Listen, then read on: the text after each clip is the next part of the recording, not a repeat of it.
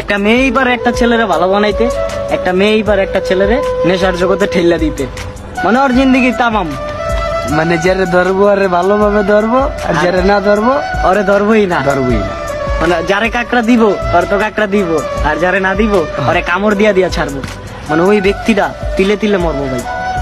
মায়া এমন একটা জিনিস, কারো মায়া না আটকা, যদি নিজের মায়া আটকেন না ভাই, সারাদিন কি জানেন ঘুমের দিন হারায় যেতে পারবেন।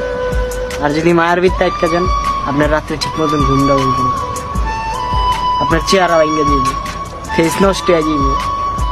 আপনি নেশা করেন না, তাও আপনারা করবো কি জানেন, নিষিদ্ধ। ওই জানি কি জানি খায় আর ওই চাপা নেশা মামা করে। ভেঙে যেতেছে, হ্যাঁ। বড় ধরনের নেশা করে। আসলে ভাই নেশা করে না, ওই ছেলেটা ঘুমাইতে পারে না প্রতিদিন রাত্রে, কিছু মায়ের কারণে। কারণ ওই যে মায়ের ভিত্তি আটকা গেছে, সারা রাত কান্দে ছেলেটা। কি কারণে কান্দে? ওই যে মায়ার লগে আটকে গেছে গা। মায়ের লাগে আটকা গেছে। এই জন্যই বলে দুনিয়ার সবচেয়ে বড় খুনি মায়া। মায়া জিনিসটা হইলো যে দাদা, এই পৃথিবীর সবচাইতে একটা তুচ্ছ জিনিস, অনেক বাজে একটা জিনিস, বিশাল বড় একটা জেল।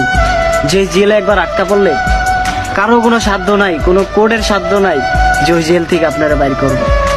মায়া এমন একটা জিনিস, রাইট? এই মায়ার ভিত্তি যদি আজকে আপনার আটকা যান না ভাই, আপনি জীবনে ভাই কিচ্ছু করতে পারবেন না ভাই।